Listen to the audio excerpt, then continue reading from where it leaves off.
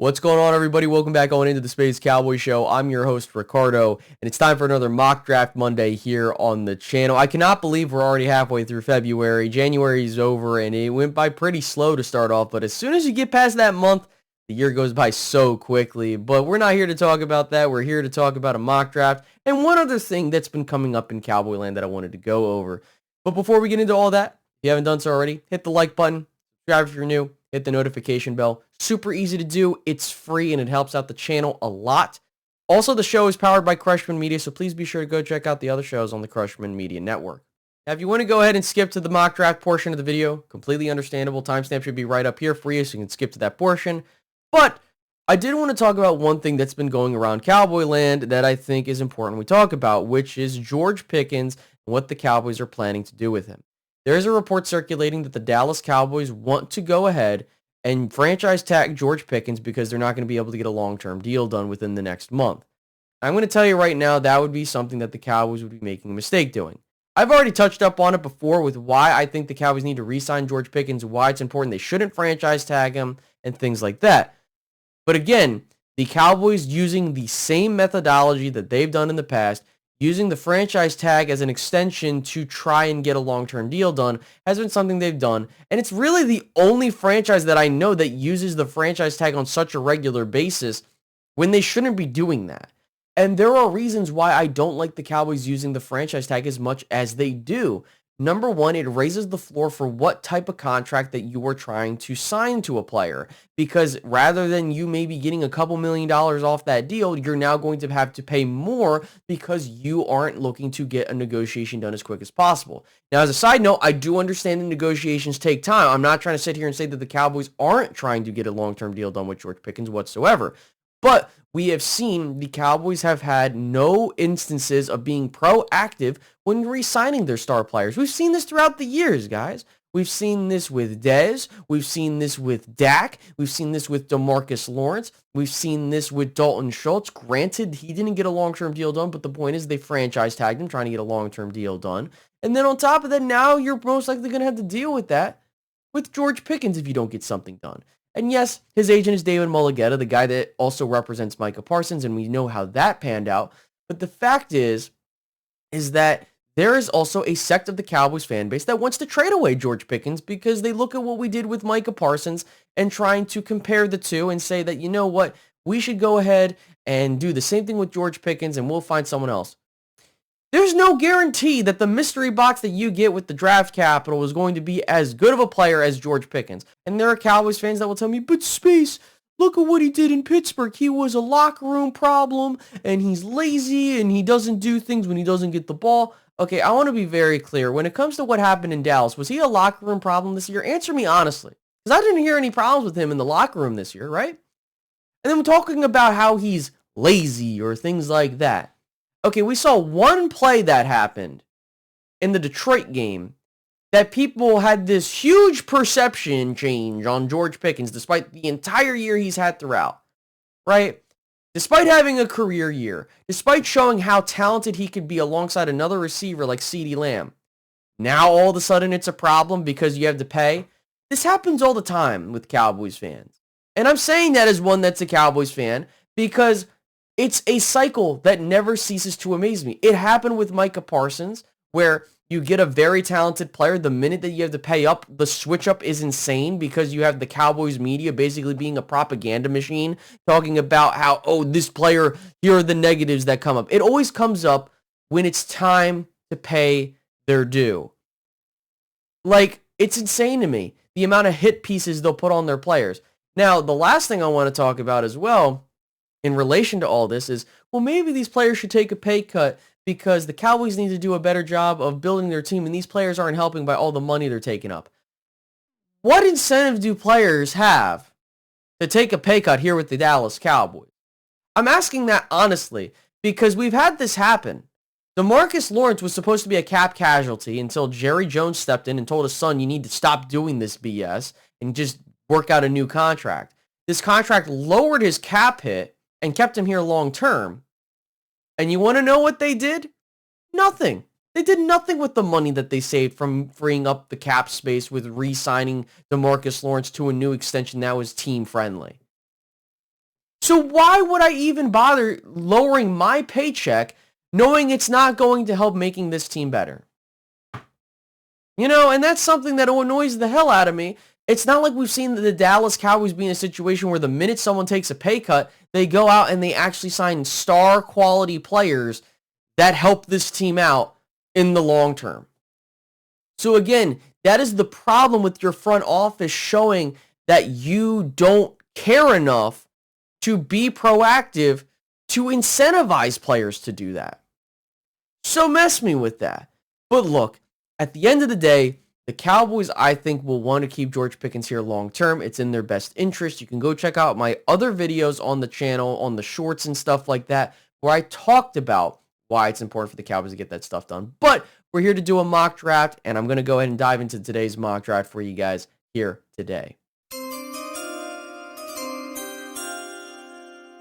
With the 12th pick, the Dallas Cowboys select Jeremiah Love, running back, Notre Dame. Guys, this was a blinking red light for me. I already know some of you might say, but Space, the offense is already really stacked. But Space, why do we need to take a running back with the first round selection that we have, especially the premium one? We're talking about adding a guy that's a top 5, top 7 talent in this draft to an offense that's already dynamic as is, because you don't know what's going to happen with Javonte Williams, right? If this were to happen, holy crap, the Cowboys offense would probably be the most dynamic offense in the league. And I'm not just saying that as a matter of trying to be a homer or anything like that. I mean that. Because you adding a talent like Jeremiah Love to this team would be insane. The Dallas Cowboys have had very dynamic offenses in the past and defenses that were very mediocre, I would say. Not bad, mediocre. And they've managed to have 12, 13 win seasons because of that. You can look at 2014 and 2016 respectively. Now, here's the thing. When we also look at possibly getting a guy like Jeremiah Love onto this team, it would help extend the career of Dak Prescott long term, because you're not having to subject him to as many hits, because you're going to be running the football a little bit more. But again, it's not about that you're running the football for the sake of running the football. You're running the football to be effective, and on top of that, have a talent at the position that will instantaneously make your running game more dynamic. And I think it would be draft malpractice to just be like, we don't need a running back or a talent like that because we have a guy like Javonte Williams, or more specifically, because we're settled with a guy like Javonte Williams. Now, again, this isn't a guarantee, but I really think that at the end of the day, having a talent like that fall to you, kind of like how CeeDee Lamb fell to you back in 2020, you would be remiss not to have a conversation about it, right? And so this is an instance of a scenario where a blinking red light comes down and you just have to take the player because of how good he is, and you just figure it out later. And so with that, I don't have to really talk about who Jeremiah Love is. If you've watched this guy in college, you would know how just amazing of a running back he is. I don't even need to go into detail. He's one of those talents where you look and you see a guy that is like a Jahmyr Gibbs or a Bijan Robinson type of talent that's coming out of the draft, and you can just plug and play and he'll be very good for you. And it's just a matter of where he lands, right? So again, I don't need to give you the scouting report for a guy as talented as Jeremiah Love. It's just really a matter of, do you go and take that type of selection? And I think that looking at what Marty Ball was with Brian Schottenheimer's dad, right?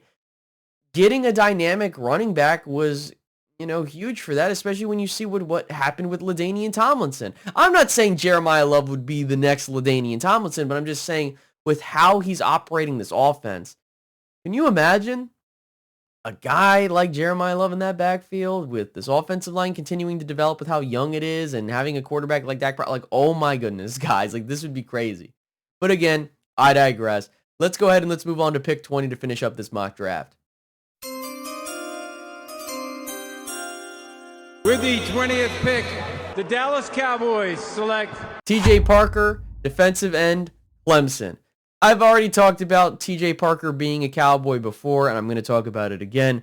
Looking at where you're at in this particular draft, of course, your linebackers are not there that we've talked about before on the channel. Your cornerbacks, the McCoys, the Delanes, the Hood, they weren't there whatsoever. And so now you kind of have to look at who's the next available player that's available. And TJ Parker is the best player on the board in this particular instance. So you get a guy like TJ Parker who will take some time to develop his pass rush skill set at the NFL level, but more importantly, you're getting a guy that can play the run well at the defensive end position, which is what killed the Cowboys in 2025, having the ability to contain the run on the edges. And again, this is a draft pick that is from the Micah Parsons trade, which we're going to talk about later in the week or tomorrow, depending on when I have the time to record, if the Cowboys did win the Micah Parsons trade, so stay tuned for that. But the main thing is you get a guy like TJ Parker and you just work it out from there. I think that, again, you're getting a solid player for you that has the ability to emerge into something better than that if you give him the proper development, which I think that Christian Parker would do a great job with a guy like TJ Parker for sure. And I've already talked about TJ Parker, so if you want to go look at the scouting report in which we've talked about the type of player he is, when you look at what he did in 2024, coming out onto the scene as being a very talented player that could be a top pick in the draft class he comes out of. Then in 2025, having been more of a down year statistically, but when you look at what he was having to go through on the defensive side of the ball, when going up against opponents, of course, he had more tension on him, so there's a reason for the dip in the statistics. But I digress. You come out of this draft with Jeremiah Love and TJ Parker, and I think you had yourself a damn good draft because you just drafted a guy that's like a top 5 player in the draft at pick 12. And on top of that, you make your offense more dynamic and it helps you in the long haul, especially when you're trying to extend this window of opportunity you have to win a championship. You make your offense dynamic as it can be. You figure out some of the stuff later, and then defensively, this is where you need to invest on the defensive side of the ball, specifically in free agency, because you don't know what can happen. And this is one of those instances where this is what happened, and you kind of just have to roll with it, if I do say so myself. But with that being said, guys, that's going to do it for this week's mock draft. I hope you guys enjoyed. Please make sure to hit the like button, subscribe if you're new, and hit the notification bell on the way out, and I'll see you guys in the next one. Have a good one, guys. Goodbye.